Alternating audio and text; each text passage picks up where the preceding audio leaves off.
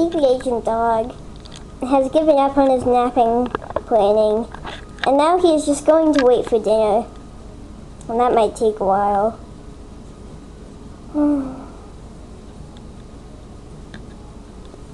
His ears twitches at every sound, hoping that it's a monster that has his ball.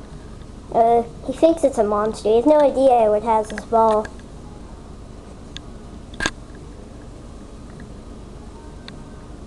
He's been listening and listening, and waiting for dinner, of course, but he's been listening. He wants dinner. It might fix everything. It might make the monster appear with his ball. It might make